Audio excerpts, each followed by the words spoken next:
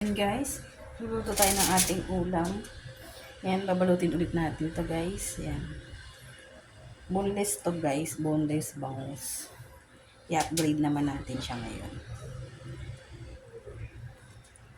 Lagyan pa rin naman natin siya ng ating hiniwang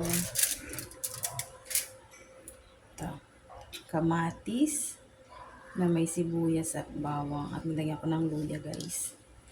Tsaka nilagyan ko ng seasoning at salt. Lagyan natin dito. Guys, napakasarap kasi ng ganitong ulam. Kasawsaw mo sa toyo na may kalamansi. So, yummy. Yummy talaga guys. Promise. Try nyo rin guys. Natin siya. Lalagyan natin siya ng cheese. Try natin guys. Masarap siya. Yan. Lagyan natin siya guys ng cheese.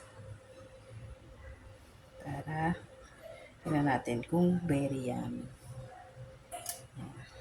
Sabalutin pa rin natin siya guys. Ayusin na lang natin yung pagbalot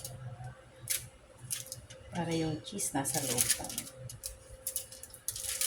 Okay, diba?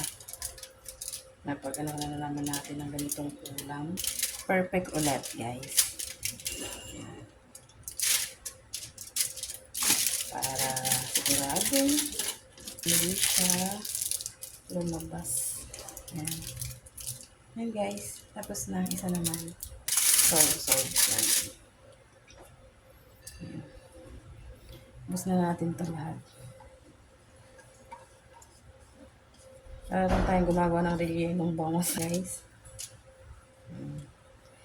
Ganyan lang siya. And then, lalagyan natin ng cheese. Try natin guys kung anong magiging panlasa natin dyan.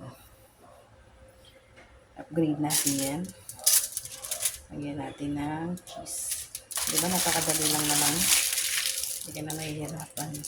Kaya lagyan ko ng ganito guys para hindi siya magtalsikan. Yan. Pipirito na natin yan guys. Balikan ko kayo. Pinipirito na natin siya.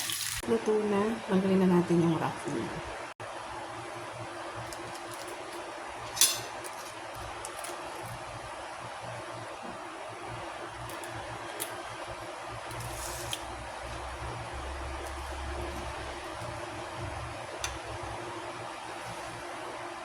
Siya. Tingnan nyo guys ang cheese. Diba? Super yummy ang cheese. Tingnan guys ang ating lunch for today. Tingnan. Marami ang cheese guys. Yummy ang cheese.